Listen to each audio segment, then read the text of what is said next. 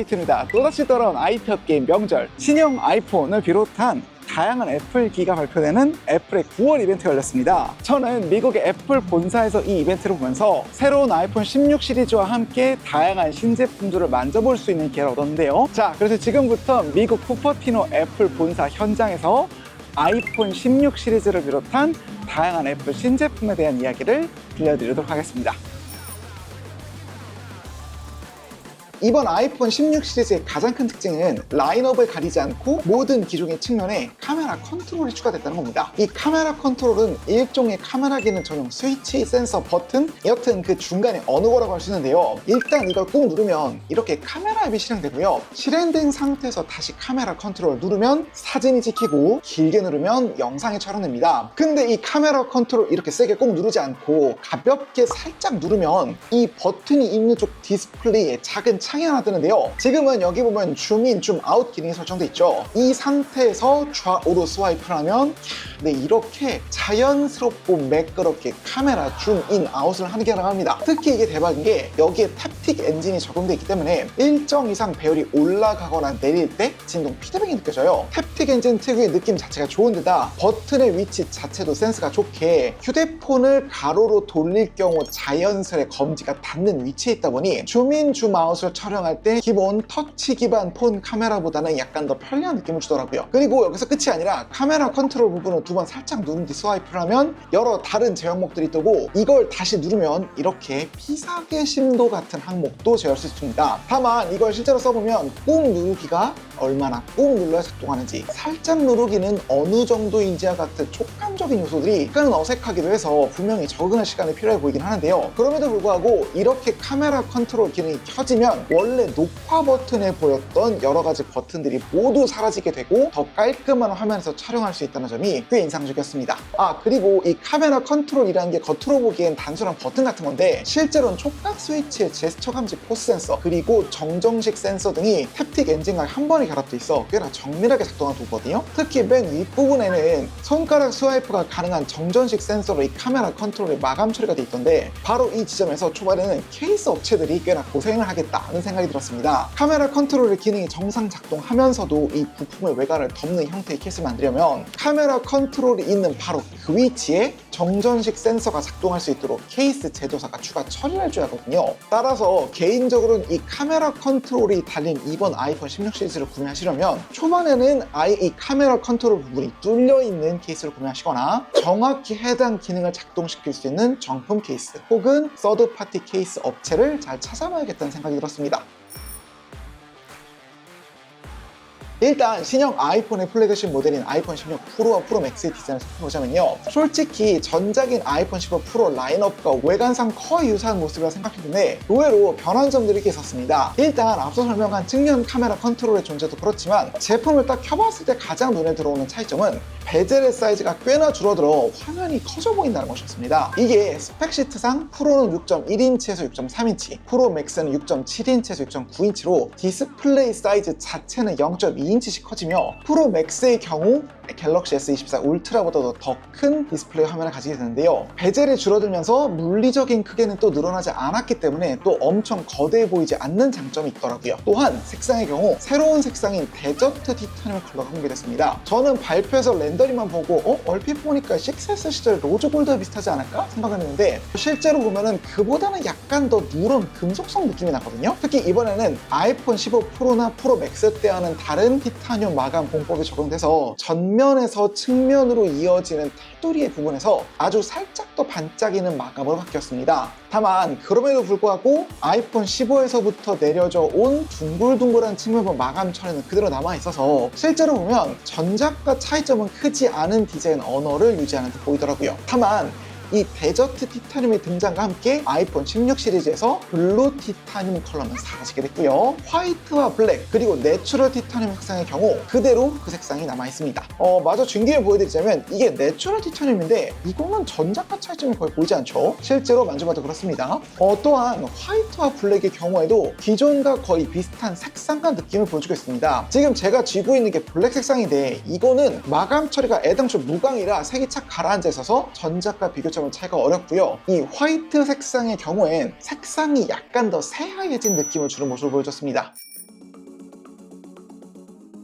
이제는 아이폰 16 일반 라인업, 그러니까 아이폰 16과 16 플러스의 디자인에 대해 얘기를 해볼 텐데, 사실 세상에서 가장 장사를 잘하는 기업인 애플인 만큼 이 일반형 라인업에서는 묘한 아쉬움을 남기는 경우가 많았고, 특히 올해 아이폰 16 일반형 모델에서도 프로모션 지원 디스플레이 적용을 안 해 독하다 독해 소리가 절로 나는 와중에도 적어도 디자인만큼은 이번에 신경을 쓴 게 좀 느껴지더라고요. 일단 일반형이나 플러스나 전작과 동일한 디스플레이의 크기, 무게도 같고, 전작의 경우에도 다이나믹 아일랜드와 함께 둥근 모서리까지 똑같아서 사실 차이점이 잘 느껴지지 않았는데요. 일단 측면을 보면 전작에선 치사하게 실이 프로 라인업에서만 적용됐던 액션 버튼이 추가됐습니다. 그리고 반대편을 돌려보면 앞서 설명한 대로 카메라 컨트롤이 프로와 동일하게 달려있죠. 자, 뭐 여기까지는 사실 당연하다 싶은 건데, 뒤를 보면 이야, 카메라 배열과 선 모두 아주 오랜만에 일자 형태로 돌았습니다. 사실 그 몇 년간 아이폰 노말 모델의 카메라 배치는 약간 성의가 없다는 말이 나올 정도였는데, 이번엔 일자형 배치로 그것도 카메라 섬을 줄이는 노력까지 더해 달라진 게 확 느껴집니다. 이게 아이폰 X, XS 시절이 생각나는 알약형 카메라 디자인인데, 그 시절과 다른 점이라면 카메라 옆 선 부분이 유리로 마감되고 그 위에 렌즈가 다시 튀어나온 현대적인 카툭티를 보여준다는 거겠죠. 여튼 이렇게 디자인이 변한 건 비전 프로를 위한 공간 비디오 촬영 때문에 그렇습니다. 피사체와 공간의 입체감이 살아있는 공간 비디오를 촬영하기 위해서는 메인과 초광각 카메라를 동시에 사용해 촬영해야 하는데요. 기존의 대각선 배치로는 제대로 된 촬영이 어렵기 때문에 이렇게 배치가 변한 것으로 보입니다. 여튼 개인적으로는 이런 알약형 카메라가 달린 뒷면이 예쁘긴 한데, 여기 보이는 이 점처럼 톡 튀어나온 이 플래시가 옛날에는 이게 약간 카메라 섬 안에 들어가 있던 것 같은데, 이 점은 좀 아쉽긴 하더라고요. 여튼 이제 컬러로 넘어가게 되면 블랙, 화이트, 핑크, 팀, 울트라, 마린으로 총 5가지 색상이 나왔습니다. 이전 15 색상과 비교하면 옐로우가 사라지고 화이트가 추가되는데, 일단 색상 자체가 전작과 달리 굉장히 진하고 쨍한 모습을 보여줍니다. 먼저 핑크부터 보시면 색감이 진짜 화려하죠. 재료나 마감의 경우 전작인 아이폰 15와 크게 달라지지 않았고, 따라서 제품을 만져보면 그 특유의 질감이 전작과 유사하긴 하거든요. 근데 전작의 파스텔톤 느낌이 많이 사라지면서 더 과감한 느낌을 줍니다. 이건 블루인데 직접 보시면 이건 역시 진한 유화나 아크릴을 바른 듯한 쨍함을 보여주고 있어요. 저는 개인적으로는 이게 가장 눈에 띄는 아이폰 16의 대표 컬러 같더라고요. 그리고 틸의 경우 약간 민트향이 가미된 듯한 청록색과 회색의 어느 중간에 있는 색입니다. 이게 사실 유광 마감이면 옥장판 느낌이 날 것 같아서 좀 별로일 것 같은데, 무광으로 사각사각한 질감이랑 만나게 되니까 오히려 좀 고급지고 독특한 색감을 보여주더라고요. 또한 이건 아이폰 15 시리즈에서 사라졌던 화이트인데, 이건 사실 색감이고 뭐고 할 거 없이 그냥 하얀색을 보여주고 있고, 이 블랙의 경우에도 카메라 부분이 바뀐 걸 빼면 색상 자체는 전작과 큰 차이가 안 보이는 모습이네요. 자, 이제는 카메라, 특히 아이폰 16 프로와 프로 맥스의 카메라를 살펴볼 차례인데, 일단 좋은 소식부터, 이번 아이폰 16 프로와 프로 맥스는 아주 오랜만에 두 기종 간의 급 나누기가 가장 적은 모델이 됐습니다. 대표적인 게 프로나 프로 맥스나 똑같이 적용된 이 초광각 카메라 업그레이드인데, 화소수는 기존 12메가픽셀에서 48메가픽셀로 향상됐고, 조리개 값은 f2.4에서 f2.2로 바뀌면서 더욱 많은 빛을 받아들이게 됐거든요. 이게 왜 좋냐면 혜택을 볼 수 있는 기능들이 많기 때문에 그렇습니다. 일단 이 초광각 카메라의 경우 주로 풍경이나 어떤 공간의 넓은 공간감을 담을 때도 사용되지만, 이렇게 아주 근접해서 어떤 사물을 접사로 찍을 때도 사용됩니다. 근데 기존에는 이 초광각 카메라의 화소수가 낮고 조리개는 또 너무 어둡다 보니까 이렇게 아이폰을 갖다 댔을 때 찍히는 부분의 그림자가 지면서 디테일이 떨어지는 현상이 발생했거든요. 그런데 이번에는 렌즈가 대폭 개선되면서 그럴 가능성이 줄어들었다 할 수 있습니다. 특히 원래 목적인 풍경 사진 같은 거 찍을 때도 주변부 왜곡이 발생하는 현상이 왕왕 있었는데, 아마 이번에는 이 부분도 좀 개선이 된 것 같더라고요.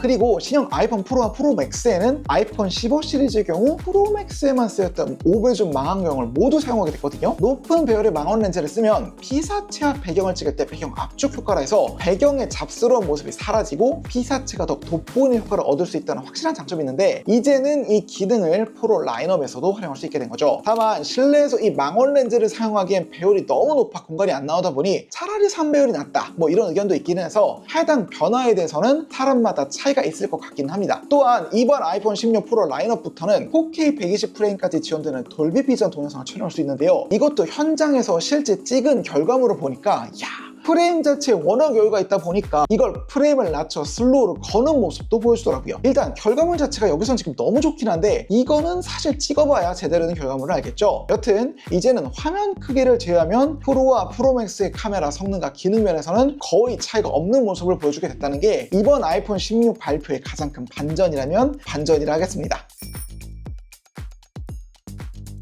그리고 짧게 언급하자면 아이폰 16 일반과 플러스 모델 역시 카메라 부분에서 주요한 변경사항이 있습니다. 작년 아이폰 15 때 업그레이드 됐던 48메가픽셀 메인 카메라는 전작과 동일한 센서를 갖고 있다고 알려졌는데 초광각 카메라에는 살짝 변화가 생겨 조리개가 밝아졌고 동시에 무려 접사 모드, 즉 매크로 모드가 도입됐거든요. 이제는 일반형 모델로도 초광각 카메라를 이용해서 가까이 있는 물체를 크게 찍을 수 있게 된 건데 사실 이 기능 자체는 아이폰 프로 시리즈에 아주 오래전부터 이미 있던 기능이긴 합니다만 당장 경제상의 삼성만 하더라도 울트라에만 넣어주고 노말과 플러스에는 안 넣어주는 기능인데 놀랍게도 애플이 이 기능을 일반 시리즈에 넣어줬다는 점이 정말 꽤 신기하더라고요. 그리고 앞서 설명했다시피 이 초광각 카메라와 메인 카메라가 일자형으로 배치되면서 공간 비디오 촬영 역시 일반형 모델로선 처음 지원하게 됐는데요. 그나저나 갑자기 애플 측에서 이렇게 카메라 부분, 특히 초광각 카메라 부분에 대한 관심을 기울이는 게 글쎄요, 갑자기 왜 이러는 걸까요? 추측되는 바가 있다면 댓글로 알려주세요.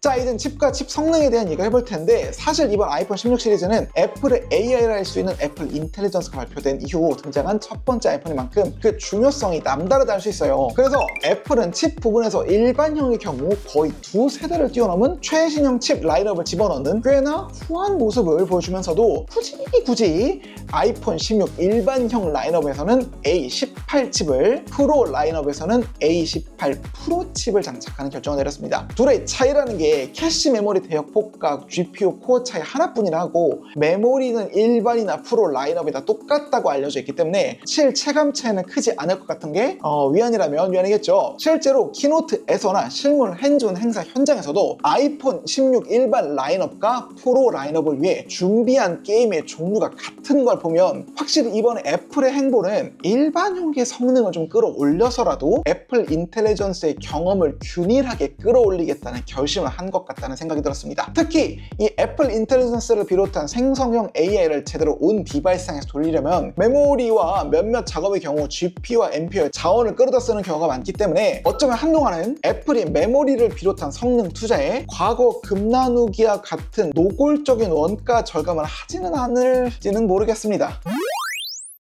네, 이렇게 여러분들이 한국에서 주무시는 동안 미국 애플 본사에서 여러 가지 제품을 만져본 소감을 여러분께 말씀드렸는데요. 사람들의 반응은 물건을 보기 전까지는 전작과 거의 달라진 게 없지 않냐 라는 반응이었는데 실제로 물건을 만져보니까 겉모습은 전작과 비슷하다 치더라도 내실을 확실히 다지는 느낌으로 기기를 만들고 구성했다는 느낌이 들었습니다. 여러분이 사고 싶은 이번 애플 신제품은 무엇인가요? 여러분의 선택을 댓글로 알려주세요. 좋아요, 구독을 간절히 바라며 영상 마칩니다.